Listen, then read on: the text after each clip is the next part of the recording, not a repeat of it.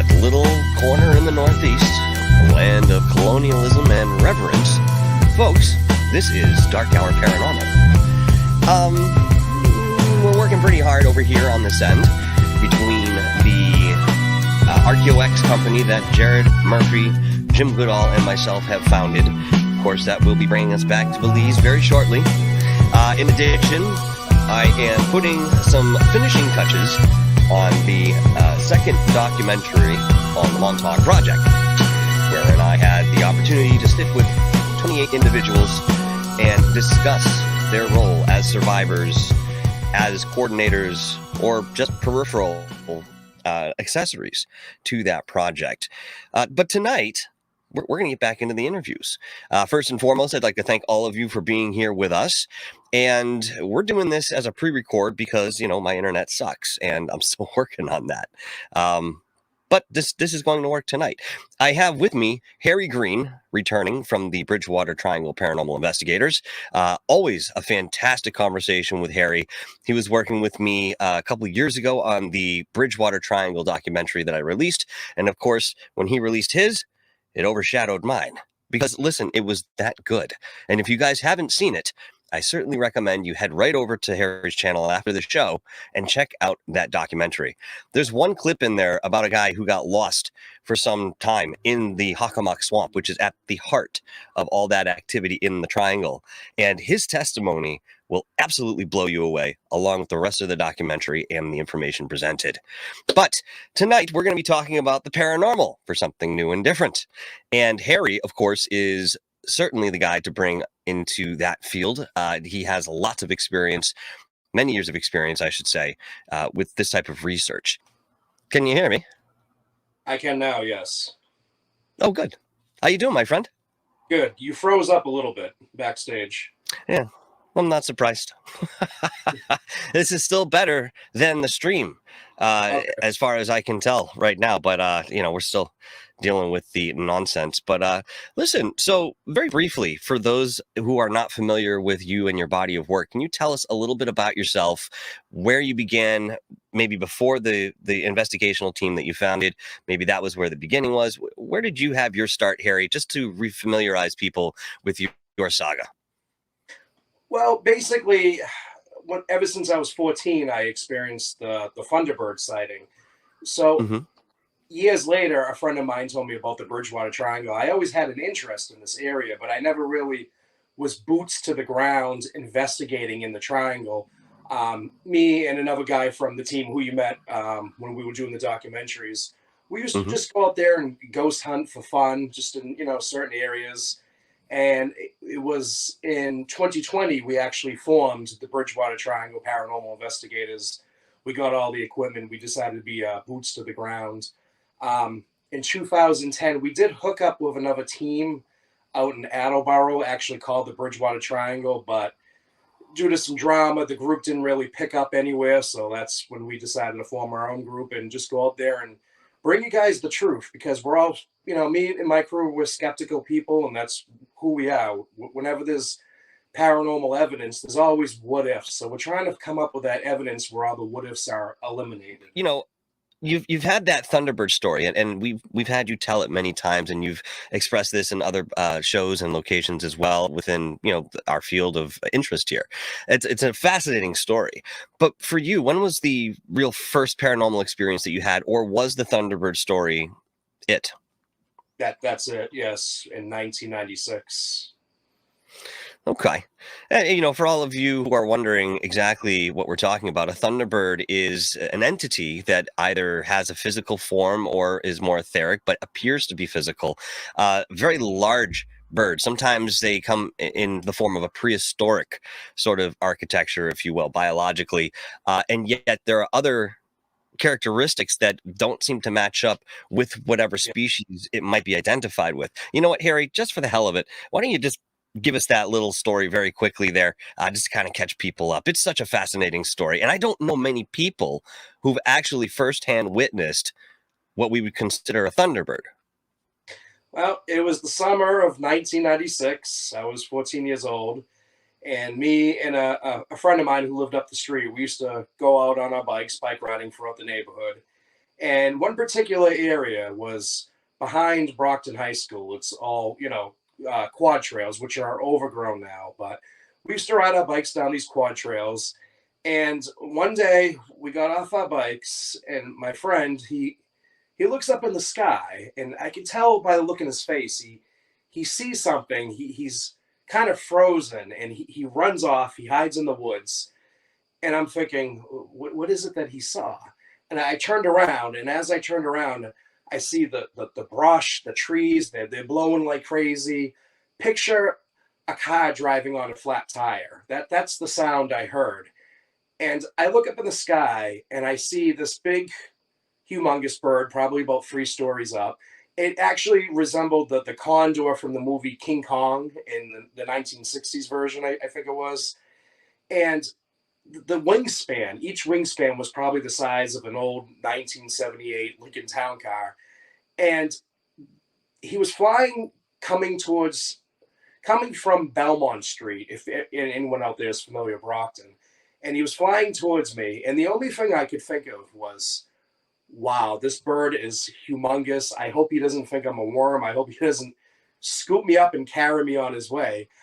And I noticed as he was flying towards me, his torso looked like old brown worn out suede. He actually had like some cobwebs caught in some of the feathers, some debris, twigs. But he flew by me going south towards the Hockomock Swamp. And this was before I ever even heard of the Hockomock Swamp. So, after he flew by, my friend came out of hiding, and he's like, Harry, did you see the size of that bird? And I'm trying to be the brave one. And I'm just like, yeah, I saw it. I wasn't scared, even though I was a little shaken. But, I kind of just passed it off as maybe like a large bird that I just never studied before in school. It wasn't until many years later I heard about the Bridgewater Triangle and these Thunderbird sightings. As a matter of fact, there was a report in 1988 of 2 boys that saw a big giant bird that almost looked human-like, actually. And actually, I have a friend that seen something very similar all over on the east side of Brockton in the late 80s.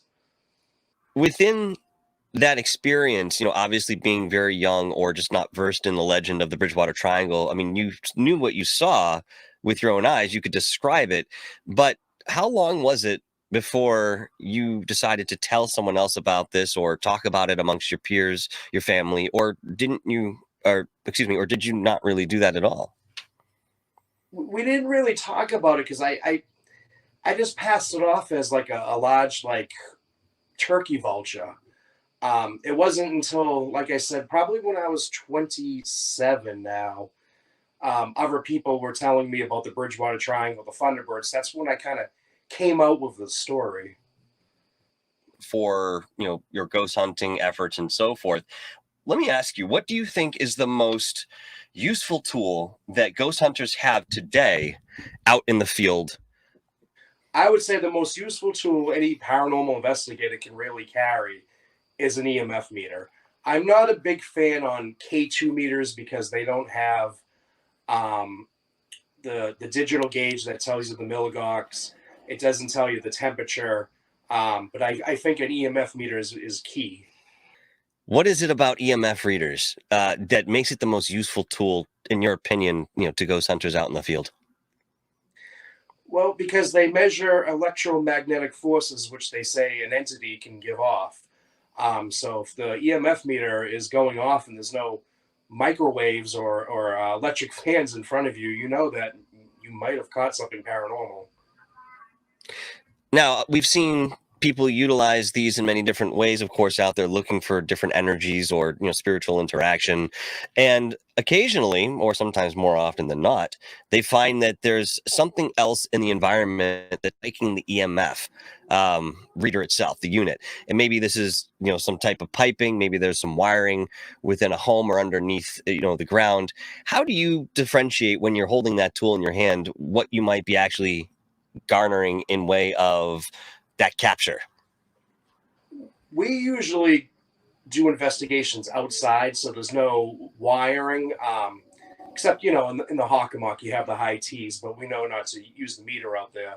But that's the thing. I've noticed, and a lot of these videos, these younger YouTubers, they go into houses, they carry K2 meters, and they will go off Hmm. if you're underneath electrical wires. I've seen a video where they were in a basement and the K2 meters going off, and they swore that there was something there. And you got to realize your refrigerator runs on 15 amps. The compressor itself runs on 15 amps. So what electricians do is they put the refrigerator on a 20 amp circuit, because after the refrigerator starts up from defrost mode, it pulls more than 15 amps. So we put it on a 20 amp circuit to give it more leeway if it starts up, pulling maybe like 18 amps, 17 amps. So if that refrigerator kicks on from defrost mode, it's going to pull more amps. That K2 meter will go off, versus an EMF meter is not going to go off that easy. The EMF meter actually has it like a dummy gauge, so you'll be able to see if the milligauss are not high, then it's probably just a flux in the EMF field. Okay. That certainly makes sense. And it leads me to another question that I think would be appropriate to discuss. Obviously having an outfit yourself, being in the field of paranormal, you've seen many of these other organizations or teams, go out into the field. What do you think the biggest mistake that's being made collectively, or, in a general sense, by these different outfits? What's the biggest folly that they're responsible for today? They're trying to copy Ghost Hunters, the show Ghost Hunters, and I noticed Ghost Hunters is one big commercial for Ghost Stop, and Ghost Stop will sell you a lot of props that are focused for ghost hunting, because there is a difference between paranormal investigations and ghost hunting. Paranormal investigations tools actually are tools that were designed in a different field that we adapt into the field of paranormal investigations, um, versus other equipment is focused just on ghost hunting. Will those tools work? Depending on the right time, right circumstance, right place, yes. We use a lot of those tools too, as well, but I have all my paranormal investigation tools to always back up that type of equipment. So a lot of these younger YouTubers, they make the mistake of buying all these props that light up fancy colors, Mm-hmm. because Ghost Hunters uses it, but sometimes they're not accurate. Do you think, when you see some of these YouTubers, especially, just showing off a collection of different units and devices, obviously having some type of, small obsession with the collection end of that type of work, do you think that's necessary, or do you think you can go into the field and efficiently analyze whatever's out there with just a few units? And if that's the case, what would you bring with you? Absolutely, absolutely. Um, you can go into the field, believe it or not, with just a night vision camera, an EMF meter, and maybe a digital recorder, and that's it. Really, that's really all you need.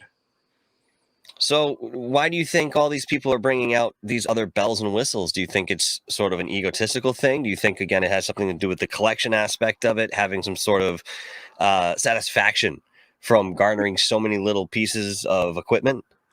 To get subscribers, because if you think about it, a lot of YouTubers use these apps on their phone for spirit boxes. Mm-hmm. There is no app that's going to sweep below the human hearing to pick up any EVPs, any white noise. But these YouTubers will use these apps, and these apps, are crystal clear responses, and that's what you need to get subscribers. Versus a paranormal investigator will use a channel sweeper. It is loud, it is obnoxious when it's sweeping through the AM and FM stations, both in That's different part of the directions. charm, though. Yes. But a lot of people would like to see crystal clear responses and all these fancy equipment that's lighting up pretty colors. What are your thoughts, for the record, on that?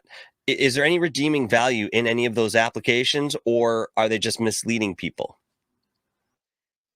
They're just misleading people. To me, they're for fun, but they mislead people. People swear by them. with the advent of these phone apps, do you think that they're not necessarily a danger to investigations, but sort of a hindrance? People bringing this in, leaning on it, saying this is real, and then, having other people who just don't do the homework believe that that's the case. I mean, is that hindering real paranormal research? I don't think it's any type of real paranormal research, but the more people that see it are going to think that, and then they're going to rely on these apps. That's absolutely true. I mean, I believe the same thing. I mean, it gets in the way of, any real data that we're going to, work with. It's similar in the field of ufology.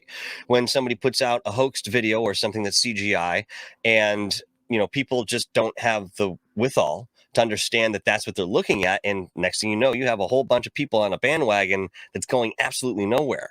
So there might be a parallel here with the paranormal field and the research that goes into that. Tell me a little bit about what you're doing next with your crew and what your focus is going forward. Right now, I ordered a new night vision camera because mine completely shit the bed during our last investigation with the Black Shadow. So I am working on getting more equipment to move forward. We do want to expand outside the triangle all over Massachusetts. We eventually want to get out there to Gettysburg, which is really the most hauntedest place in the United States.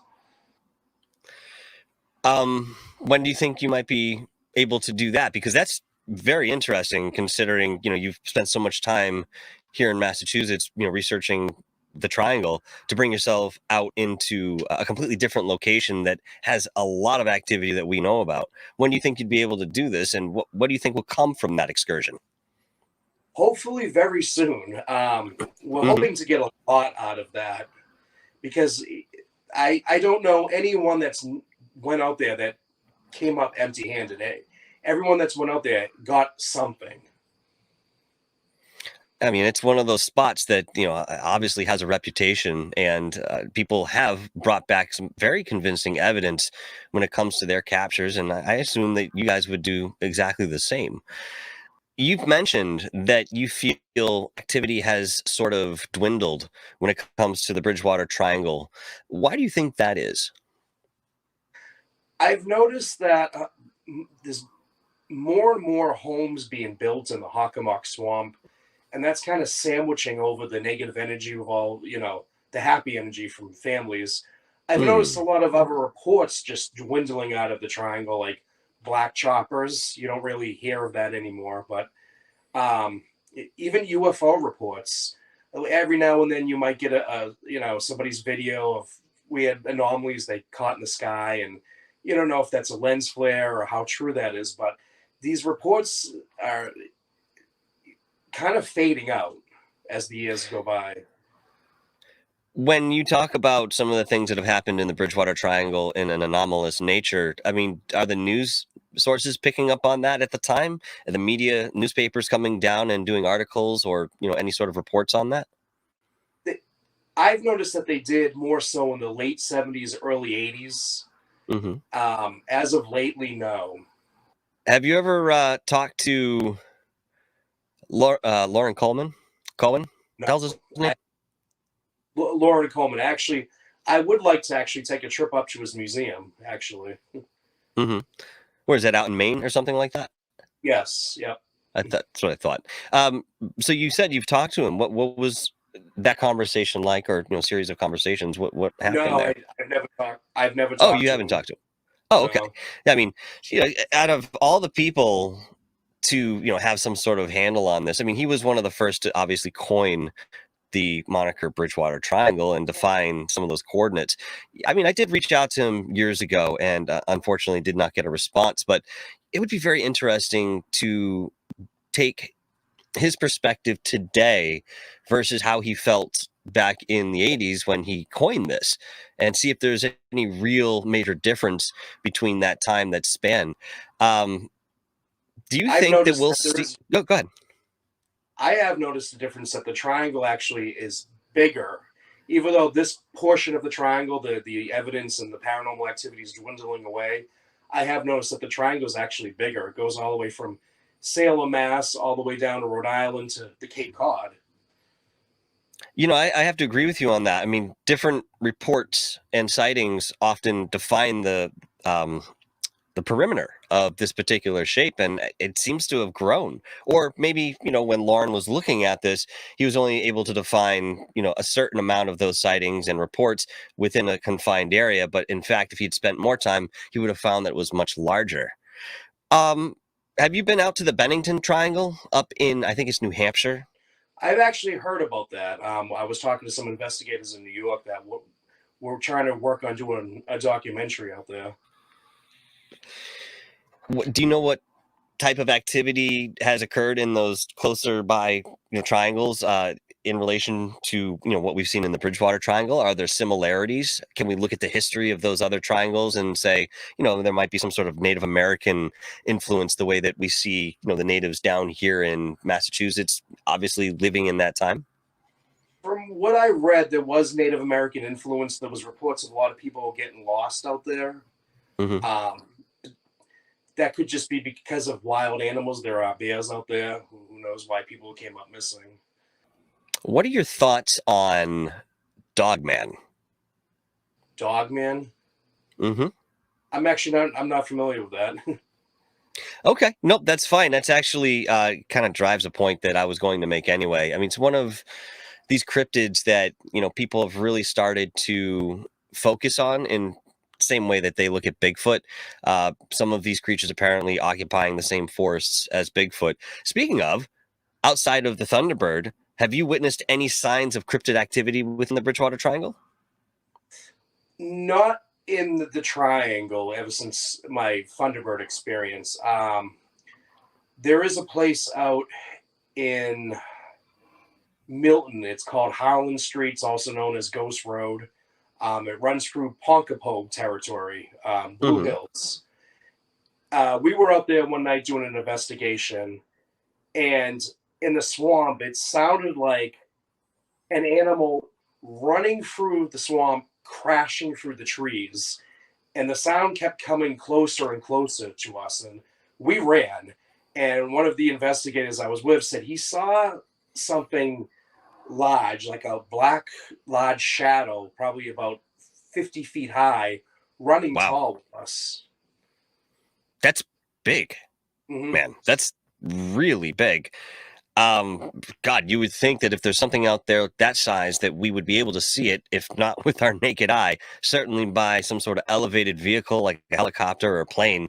And then there's the question of, where do these things actually live? Is it in some sort of cave system that would harbor a body biologically that size? I mean, that's incredible. I have to wonder if there is really a shape-shifting component to some of these cryptids, the way that people allege.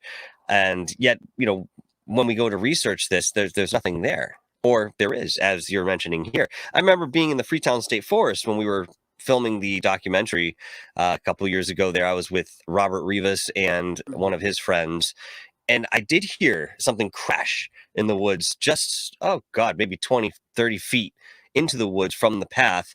And at the same time, there was that weird bird that was making some sort of very elongated sound that seemed unnatural, because at some point this animal should need to take a breath at very least. If it's a smaller bird, most of them aren't going to be the size of a human being, so you look at the lung capacity of something like that. Or it was maybe making the sound in a different way that was nothing to do with air currents. I don't know, but this all happened simultaneously within the triangle. And maybe it is the Freetown State Forest, maybe it's Lover's Leap, maybe it's one of Ottawa Rock. Where have you had the most activity in respect to feeling energy within the Bridgewater Triangle?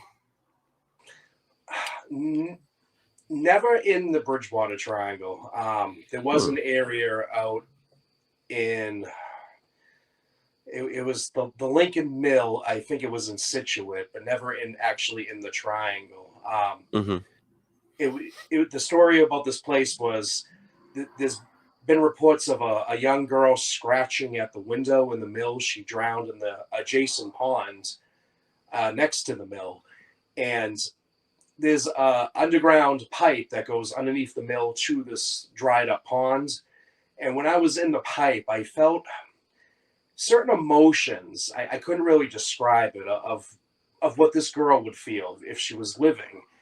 And right at that exact moment, one of the other investigators caught this on camera, the strange orb like take off. Mm-hmm. And these emotions were kind of happy. To me, Oh. it felt as if maybe this young girl realizes that this pond is dried up and no one's gonna suffer what she suffered, and maybe now she could move on. Like I don't know, it was weird. Like it was like these endorphins just being released into my body, but I never really experienced that inside the triangle. Very curious, considering how much time you've spent there. But every person's experience is different, and they're very um, quantifiable variables and factors that go into a certain experience, and perhaps where the person is mentally, physically. Have they eaten recently? Did they get sleep the night before? I mean, and if you're answering yes to some of these things too, of course, there's an opposite side to that in the strengthening of one's vibration, one's energy, and so forth. Within your research, yours personally, is there a very common reason that spirits tend to stick around after they pass on? I'm not really sure why. To me, it seems that they stick around if there's unfinished business, and we know that there's a lot of unfinished business in the triangle, a lot of negative energy. As far as certain other key locations, there could be, a number of reasons why they stick around. Maybe they passed on to when they were too young. Mm-hmm. They feel like they have unfinished business left. They refuse to move. A lot of times, ghosts refuse to move on. Considering how much death this planet has seen, and we're talking billions of years here, of course, I find it interesting that only a select handful of energies or spirits or souls seem to stick around. And that's obviously looking at this in a total sense, in a more general term, the billions and billions of people that have, just saying people to start with, forget about everything else in way of energy, just to pinpoint something, you talk about humans. It does seem like something has to happen where they decide that they're going to stick around. And all right, let me ask you this. How many of those um, entities that you come up against, how many of them do you feel are still here by choice versus something they think is out of their control? I I think maybe some are sticking around because it's out of their control. I do know that there's a difference between spirits and entities. Spirits are beings that have passed on to another realm, whatever realm you believe that is when we pass on, that cross over to maybe check up on a certain area or check up on a loved one. Tell me a little bit about your experience with the USS Salem. The USS Salem was a naval ship that actually never saw combat, but it was more of a rescue ship during the Ionian Island earthquake um, tragedy, where all the victims were brought aboard for treatment, and a lot of them passed away on the ship. So there's a lot of energy right there on the ship. Mm-hmm. And I think it's the greater Boston paranormal investigators that go to the ship frequently to investigate. They came up with a lot of interesting research. When we were there, one of our younger investigators just was filming the ship with his iPhone, and above deck, running, you could see this black shadow figure running above deck, and he just disappears into the walls. And that's what we're watching on the video that you captured and you had sent to me here. Yes. Are you planning on going back to investigate that ship? I mean, that's fantastic evidence. I mean, I would think maybe you'd want to follow up on that, see if you get something else. Do you plan on returning? I do eventually want to. Unfortunately, though, to do the investigations that we want to, we would have to book a private tour, which is Mm-hmm. very costly on that ship. Yeah, well, I can imagine. I mean, Yeah. what's that house in Gardner? Escape Forget. Piers. Thank you. That's the one. The owners, I believe, they want something like a grand or 1,200, something Boy. exorbitant. Yeah. Yeah, maybe it's a little bit less than that, but in addition to that, I couldn't, you and I as investigators couldn't say, all right, we're a team, we're going to come in, it's just us, here's your $1,200. Then they said, no, you need to have 10 people. Yeah. Well, what if we don't want to have 10 people? It's like, it's hard to get into some of these places. Obviously Lizzie Borden's house is set with the culture that, people want to come and check this stuff out. The hotel is geared towards that type of tourism, but then you have what's that? Unfortunately, Lizzie Borden house now, you can't film in there anymore. You have to get certain legal permission. Why? I don't know. Huh. That's curious. I was looking to book an overnight, and they said, yeah, you need certain legal permission now. New owners, maybe. I have no idea. So that was kind of a bummer. Did they know that you were on YouTube and that's what you were going to film for? All right, so maybe if it was for your own personal use, maybe there wouldn't be an issue. I don't know. That's strange, though, how that would change. They don't want you to film the tour part either, where the tour guide's telling you about the place. You can't even film that. There's so much history on the Lizzie Borden house down in Fall River that, I think recording anything that people would be able to expound upon, wave that information is probably already out there. So I don't see a danger in that. That's too bad. I understand people need to make some money to keep some of these places going. I get it's a business. I do. But, really, people have just sort of stepped into this because something else had happened and was happening and is still happening. And now they're going to exploit it in one way, shape, or form by saying, we'll make it accessible to the public. But at the end of the day, only a very few are going to be allowed to, do certain work in there. And if you're serious about this type of investigation, that's a huge hiccup in, the long breath going towards whatever result you could have garnered by, visiting a place like that. That's unfortunate, mate. But tell me a little bit about where we can find you, Harry, and what we should expect from you and your outfit next. What do we need to watch for? Oh, you can find us right here on YouTube, the Bridgewater Triangle Paranormal Investigators.